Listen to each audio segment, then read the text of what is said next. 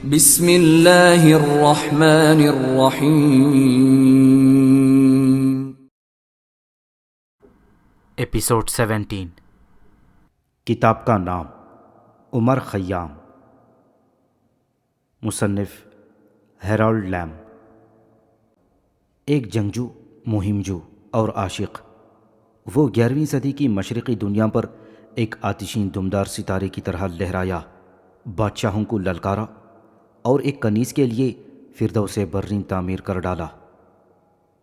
سال اپنے اختتام کو پہنچا۔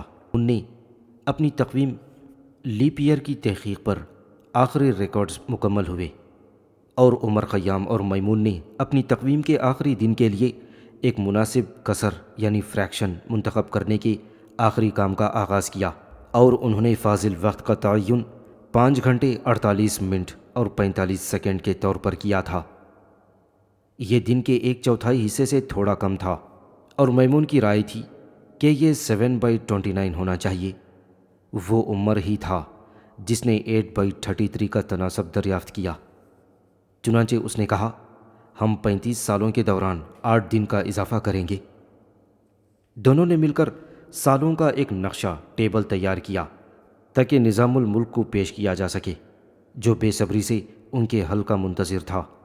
میمون اور اسفزاری نے اپنے پرتکلف لباس زیبتن کیے اور اسے نیشاپور کے قلعے میں نظام عالم کے پاس لے گئے، اور نظام نے اس کی ایک نقل سونے کے پانی سے تیار کروائی اور اسے سرخ ریشمی غلاف میں جلد کروا دیا، جس پر اژدہے کی تصویر کڑی ہوئی تھی۔ یہ وہ خود ملک شاہ کے پاس لے کر گیا۔ اے مشرق و مغرب کے مالک، اس نے عرض کیا، آپ کے حکم سے آپ کے خادموں نے وقت کی اثر نو پیمائش کی اور تمام دوسرے پیمانوں کو غلط پایا ہے۔ یہاں آپ کی خواہش کے مطابق تمام مستقبل کے وقت کا صحیح حساب موجود ہے۔ ہاں، میں اسے صاحب اختیار کے ہاتھوں میں رکھتا ہوں۔ ان تمام سالوں کا ریکارڈ ہے جو اس وقت تک ہوں گے جب تک کہ اللہ انسانوں کو زمین پر رہنے کی مہلت دے گا۔ ملک شاہ نے بڑے تجسس میں اسے دیکھا۔ کڑھا ہوا اژدہا اسے اتنا ہی پسند آیا جتنا کہ وہ تقویم، جسے وہ پوری طرح سمجھ تو نہیں سکتا تھا، مگر اژدہا آسمانوں میں اس کا برج یعنی سائن تھا، اور دانا عمر خیام آسمانی شگوفوں کی ایک ایسی تشریح کر سکتا تھا کہ جس سے اس کی حکمرانی بدستور مبارک رہے۔ بہت خوب، بہت اعلیٰ، اس نے اعلان کیا۔ ان عالموں کو جنہوں نے ستاروں کے گھر میں محنت کی ہے، خلعت فاخرہ اور سونے کے صندوق دیے جائیں، مگر میرے ماہر فلکیات کو پہاڑیوں میں قصر کوچک کا چھوٹا سا محل عطا کیا جائے۔ نظام نے جھک کر سلام کیا اور دبی زبان میں اس بات کا خیال رکھتے ہوئے کہ ملک شاہ سن لے، فرزند اژدہا کی سخاوت کی تعریف کی۔ اب صرف یہ حکم دینا باقی ہے کہ اس اعتدال ربیعی سے پہلے والی شام سلطنت کی تمام زمینوں میں پرانا قمری تقویم ختم کر دیا جائے۔ اس شام سے نئے عہد کا پہلا سال شروع ہوگا، تمہارا عہد جو تمہارے نام کی مناسبت سے جلالی عہد دا جلالیان ایرا کہلائے گا۔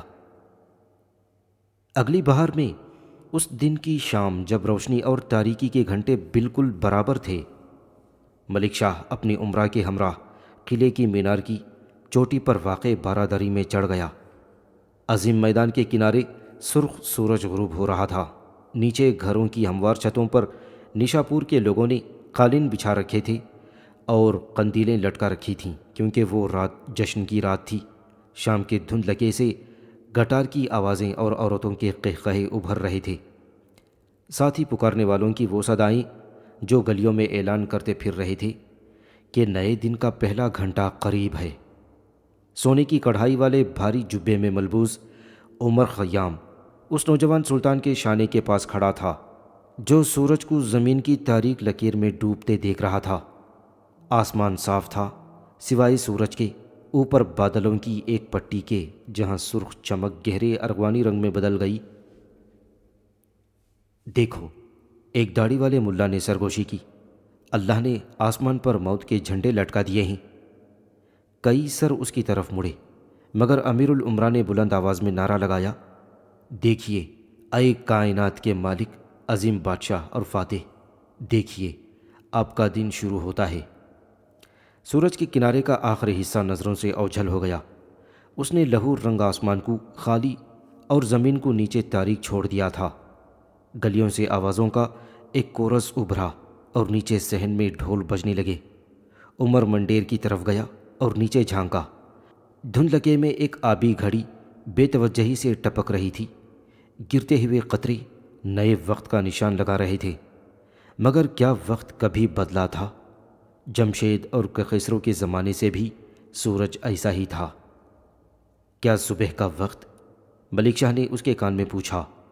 ہرن کے شکار کے لیے مبارک ہوگا۔ عمر نے اپنی مسکراہٹ دبائی۔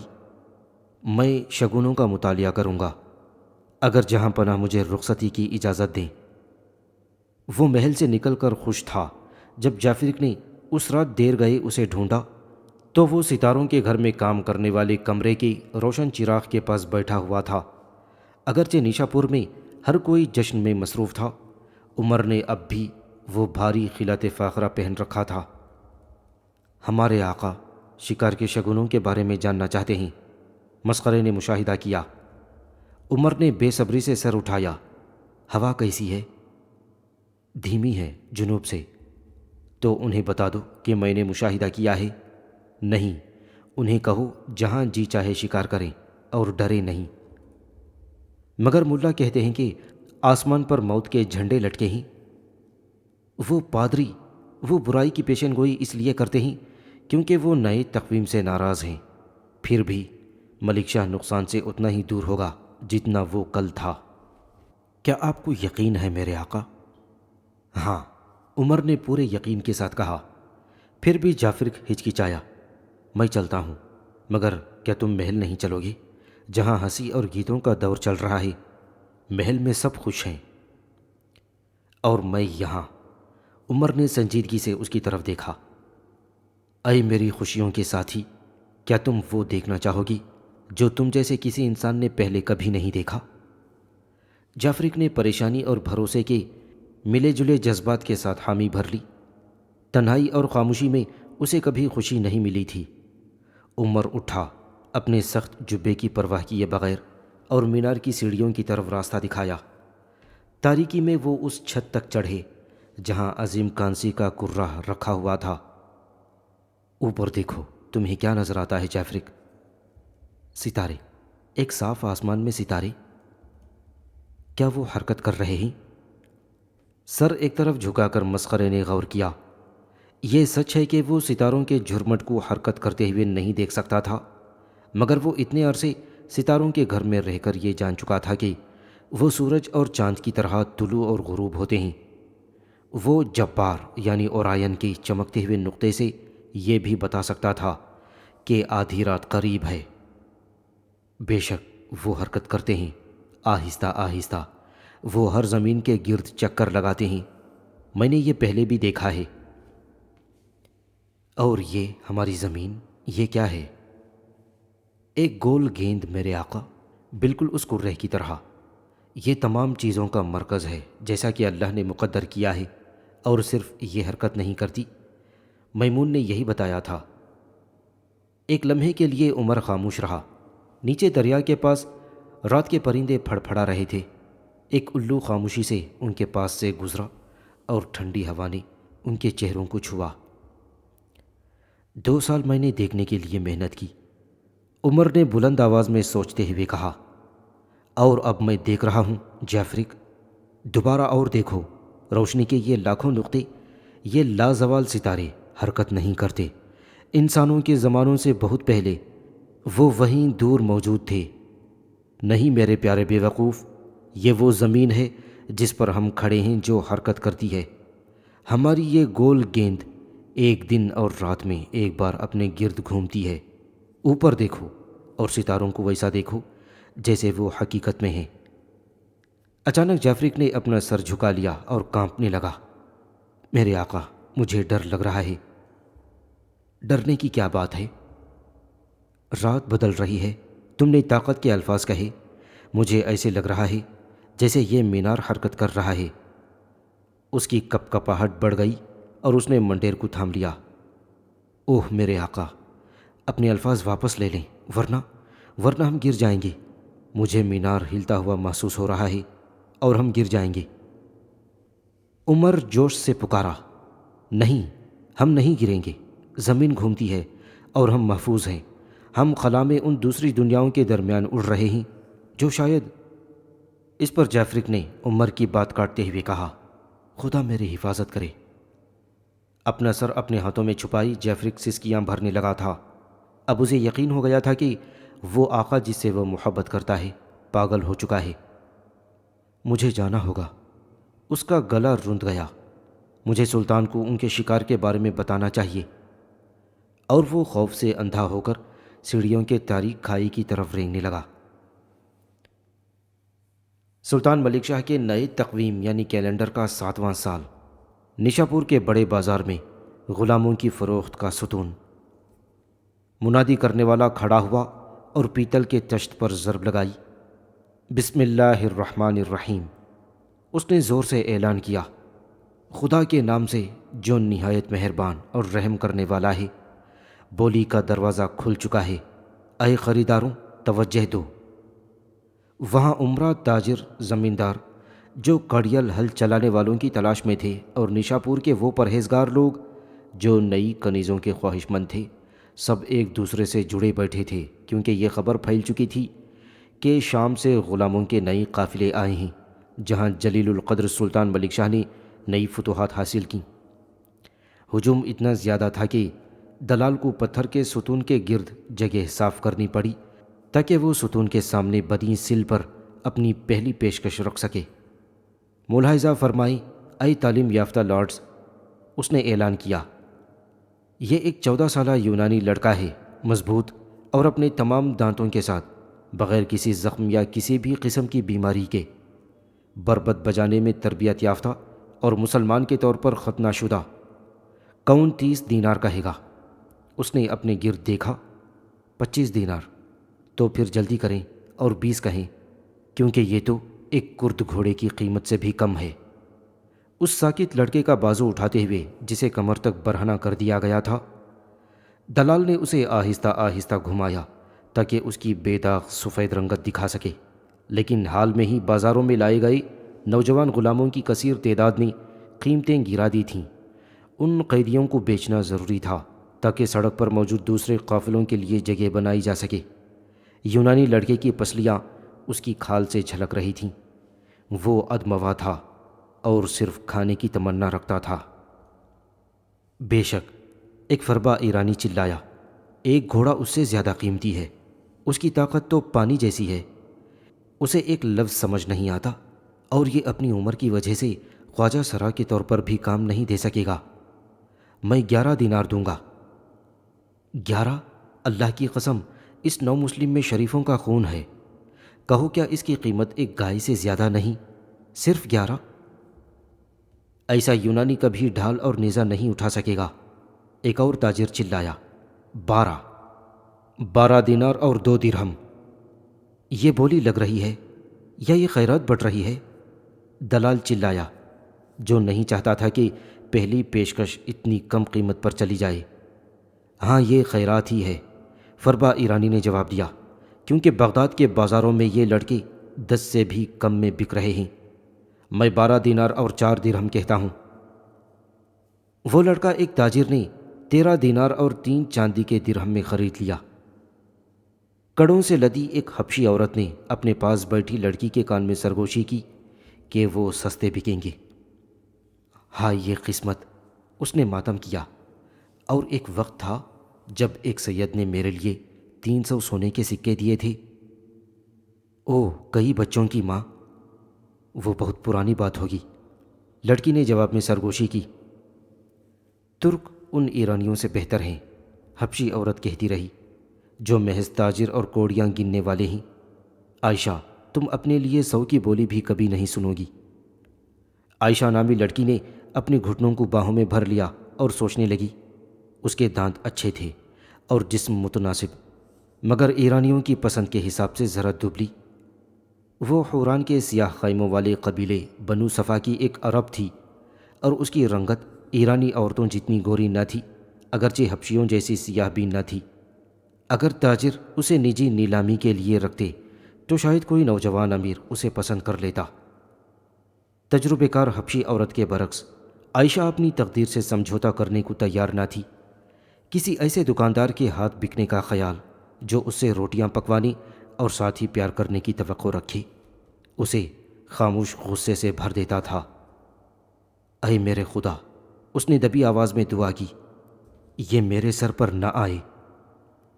عائشہ پہلے ایک بار بغداد میں بک چکی تھی اور صحرا زادوں کی وہ شدید خودداری اسے تڑپا رہی تھی۔ اپنے نقاب کے کنارے سے اس نے خریداروں کے چہروں کا جائزہ لیا اور دل ہی دل میں انہیں سڑک چھاپ سودے باز کہہ کر کوسنے لگی۔ پھر وہ بالکل ساکت ہو گئی۔ ہجوم کے کنارے پر ایک شہسوار نے لگام کھینچی۔ ایک ایسا شخص جو ہجوم سے بالکل بے نیاز تھا۔ اس کے عمامے میں لگے کلغی کے جڑاؤں میں ایک بڑا زمرد چمک رہا تھا۔ واضح طور پر وہ ایک مشہور شخصیت تھا، کیونکہ لوگ گردنیں اٹھا کر اسے دیکھنے لگے، اور ایک محافظ نے دوسرے سے سرگوشی کی کہ یہ بادشاہ کا ستاروں والا ماہر نجوم ہے جو اپنی عادت کے مطابق آوارہ گردی کر رہا ہے۔ عائشہ نے سوچا کہ آنے والا کوئی بڑا افسر یا صاحب اختیار شخص ہوگا۔ سچ تو یہ تھا کہ گھنی بھووں کے نیچے عقاب جیسی آنکھوں والا اس کا چہرہ سخت گیر تھا، مگر اس کی عمر 30 سال سے زیادہ نہ ہوگی۔ عائشہ نے ایک لمبا سانس لیا اور اپنے گھٹنوں کے بل کھڑی ہو گئی۔ بیٹھ جاؤ عورت، محافظ بڑبڑایا، تیری باری ابھی نہیں آئی۔ اس کے بجائے عائشہ اس کے بازو کے نیچے سے نکلی اور قریبی مردوں کو چیرتی ہوئی آگے بڑھی۔ ایک خوفزدہ ہرنی کی طرح تیزی سے بھاگ کر وہ شہسوار کے پاس پہنچی اور اس کی رکاب تھام لی۔ اے غریبوں کے حامی، اس نے ہانپتے ہوئے کہا، مدد کیجیے، میں ایک شیخ کی بلند خیمے سے ہوں، میرا باپ بنو صفا کا سردار تھا۔ یہ ایک جھوٹ تھا، اور اب دیکھو اے امیر الامرا، وہ مجھے لڑکوں اور بازاری عورتوں کے ساتھ عام ستون پر بیچ رہے ہیں۔ عمر نے نیچے ان سیاہ آنکھوں میں جھانکا جن میں التجا کی شدت تھی۔ اس نے اس کے نحیف کندھوں کی مضبوطی اور گورے گلے کی لہر کو محسوس کیا۔ عائشہ نے اپنا نقاب گرنے نہ دیا اور اس کے لب فریادی انداز میں ہل رہے تھے۔ دل ہی دل میں وہ دعا کر رہی تھی کہ وہ شخص اسے عربی سمجھ لے۔ عمر سمجھ گیا، لیکن وہ ان آنکھوں میں دیکھ رہا تھا جنہوں نے اسے 10 سال بعد دوبارہ یاسمی کی یاد دلا دی تھی۔ دلال ہجوم کو چیرتا ہوا آیا اور غصے سے اس کا کندھا پکڑا۔ اپنا شور بند کر، واپس اپنی جگہ پر جا شیرنی۔ عمر کے سامنے اس نے جھک کر سلام کیا۔ برا نہ مانیے گا خواجہ صاحب، یہ لڑکی پاگلوں جیسا مزاج رکھتی ہے۔ عائشہ نے اب بھی رکاب کو مضبوطی سے تھام رکھا تھا۔ اس کا گال عمر کے گھٹنے سے ٹکا ہوا تھا۔ اس کی قیمت کیا ہے؟ عمر نے پوچھا۔ کوئی بات نہیں، میں سونے کے 100 سکے دوں گا۔ اچھے منافع کی بو پا کر دلال اس ہجوم کی طرف مڑا جو چبوترے کو چھوڑ کر اس کے گرد جمع ہو گیا تھا۔ اے ایمان والوں، اس بے مثال لڑکی کے لیے 100 دینار کی بولی لگی ہے، جس کی کمر سرو جیسی اور مزاج ہرنی جیسا نرم ہے، جو بلبل کی طرح گاتی ہے اور پریشان ذہنوں سے غم کو بھگا دیتی ہے۔ اس نے ایک مددگار کی آنکھوں میں جھانکا جو تاجروں کے درمیان ایسے ہی اشارے کے لیے بٹھا دیا گیا تھا۔ کون اس سے زیادہ دینے والا ہے؟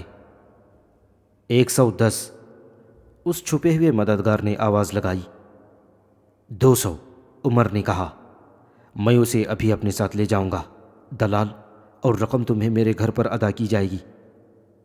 الحمدللہ، حیرانگی کے ساتھ دلال چلایا، جسے توقع نہ تھی کہ اس عرب لڑکی کے 70 سے زیادہ ملیں گے۔ اے ایمان والوں، ہمارے محترم آقا کا ہاتھ کتنا کھلا ہے، کیا شاندار ذوق ہے، کیا سخاوت ہے۔ اب یہ لونڈی عائشہ خواجہ عمر کے ہاتھوں 200 میں فروخت ہوئی ہے، اور اس نے سوچا کہ لوگوں کی توجہ عمر پر رہے تو کچھ اور بھی بٹور لیا جائے، اور صرف 20 دینار میرا کمیشن اور 5 مارکیٹ کی مسجد کے لیے۔ کیا یہ دریا دلی ہے؟ کیا آپ اس حسین گائیکا کو لے کر جانے کے لیے پالکی چاہیں گے؟ کیا اتنی معمولی قیمت پر اس کی حفاظت کے لیے ایک افریقی خواجہ سرا خریدیں گے؟ مگر عمر نے اپنے پیچھے آنے والے خادم کے گھوڑے سے اترنے کا اشارہ کیا۔ عائشہ سکون کا سانس لیتے ہوئے خالی زمین پر چڑھ گئی۔ اسے ڈر تھا کہ کہیں آخری لمحے میں یہ لارڈ اپنے سودے سے نہ پھر جائے۔ فرمان برداری سے اس نے اپنا سر جھکا دیا تاکہ عمر کے چہرے پر نقاب ڈال دے۔ اب وہ اس کی تھی۔ جب گھوڑے آگے بڑھے تو اس نے پیچھے مڑ کر کڑوں والی حبشی لونڈی کی طرف ایک فاتحانہ نظر ڈالی۔ یا بنت، عمر نے اسے مخاطب کیا، اے لڑکی، کیا تم سچ مچ بنو صفا کے شیخ کی بیٹی ہو؟ فطری چال بازی نے اس کے لبوں پر آنے والے جواب کو روکا۔ اس نے عمر کی طرف ایسے دیکھا جیسے کتا اپنے مالک کے چہرے کو دیکھتا ہے تاکہ سمجھ سکے کہ اس کے الفاظ کے پیچھے کیا ہے۔ نہیں، سردار کی بیٹی نہیں ہوں، اس نے دلیری سے اعتراف کیا۔ وہ ایک جھوٹ تھا، لیکن میں واقعی گا سکتی ہوں۔ عمر مسکرایا اور عائشہ حیران رہ گئی کہ یہ کیسا لارڈ ہے جو ایک خوبصورت عورت سے سچ سننا پسند کرتا ہے۔